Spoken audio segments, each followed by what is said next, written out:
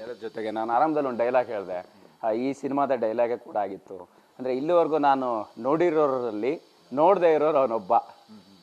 ಈಗ ನೀವು ದರ್ಶನ್ ಸರ್ ಜೊತೆ ಜರ್ನಿ ಮಾಡಿದಾಗ ಈ ಡೈಲಾಗ್ ನಂಗೆ ತುಂಬ ಆಪ್ಟ್ ಆಗ್ತಾ ಇದೆ ಅಂತ ಅನ್ನಿಸ್ತಾ ಇದೆ.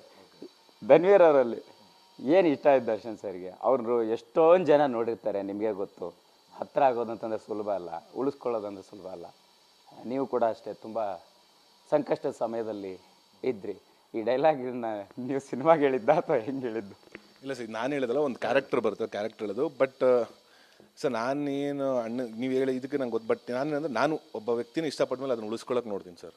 ಯಾವುದೇ ಈಗೇನೋ ಲೈಕ್ ಕಷ್ಟ ಕಾಲದಲ್ಲಿ ಅಂದರೆ ಸುಖದಲ್ಲಿದ್ದವರು ಕಷ್ಟದಲ್ಲಿರಲ್ಲ ಅಂತಲ್ಲ. ಬಟ್ ನಂದು ಆ ಥರ ಕ್ಯಾಟಗರಿ ಅಲ್ಲ. ನಾನು ಇರೋದೇ ಹಿಂಗೆ, ಲೈಕ್ ನಾವು ಸುಖದಲ್ಲಿ ಎಷ್ಟಿರ್ತೀವೋ ಕಷ್ಟದಲ್ಲೇ ಅಷ್ಟೇ ಪಾತ್ರದಾರ ಆಗಿರ್ಬೇಕು ನಾವು ಲೈಫ್ಗಳಲ್ಲಿ. ಬರೀ ಅವ್ರು ಖುಷಿಯಾಗಿದ್ದಾಗ ಮಾತ್ರ ನಾವಿರೋದು, ಅವ್ರದ್ದು ಏನೋ ಒಂದು ಕಷ್ಟ ಸಂಕಟ ಬಂದಾಗ ದೂರ ಆಗ್ಬಿಡೋದು, ಆ ಥರದ ವ್ಯಕ್ತಿತ್ವ ಅಲ್ಲ. ನನ್ನ ಪರ್ಸ್ನಲಿ ನಾನು ಹಂಗೆ ಸರ್ ಅಷ್ಟೇ.